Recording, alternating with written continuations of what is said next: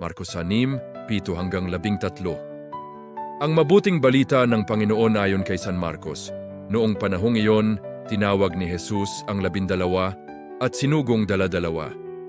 Binigyan niya sila ng kapangyarihang magpalayas ng masasamang espiritu at pinagbilinan.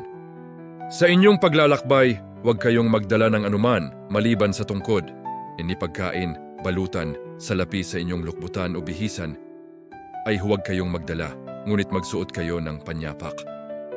Sinabi rin niya sa kanila, at sa alinmang tahanang inyong tuluyan, manatili kayo roon hanggang sa pag-alis ninyo sa bayang iyon.